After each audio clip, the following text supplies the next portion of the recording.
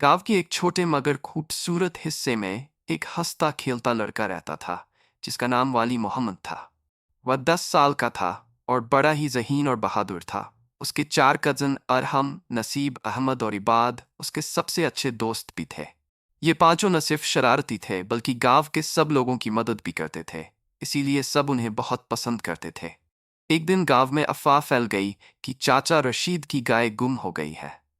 गाय पूरे गांव में मशहूर थी क्योंकि वह रोज सुबह सब बच्चों को अपनी जुबान से चाटने की कोशिश करती थी और यह सबके लिए मजाक बन चुका था।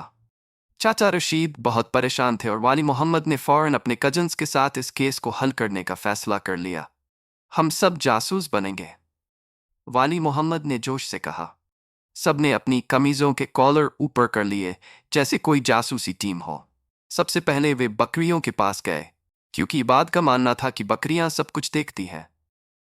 वह बकरियों के पास जाकर राजदाराना अंदाज में बोला, गाय किधर गई?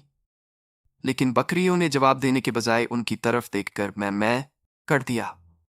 नसीब बोला, यार इनकी जुबान का तर्जुमा करने वाला कोई चाहिए। सब कह कहा लगाकर हंसने लगे।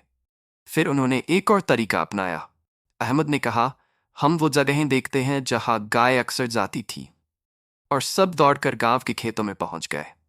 अचानक अरहम ने शोर मचाया, देखो गाय के पैरों के निशान। निशान एक बंद दरवाजा जा रहे थे। वाली मोहम्मद ने सबको खामोश रहने का इशारा किया और दरवाजा खोलने की कोशिश की। हैरानी से पूछा। चाचा कलीम शर्मिंदगी से बोले, भाई बस गाय को घास बहुत पसंद आई तो मैं ले आया। सब बच्चे हंसने लगे। अहमद बोला, चाचा आप गाय चोरी करके दही खा रहे हैं, ये तो नया कम्बो है। गांव वाले भी इकट्ठा हो गए और सबको हंसी आ गई। चाचा रशीद को उनकी गाय वापस मिल गई और सबने फैसला किया कि आइंदा गाय पर नजर रखनी होगी।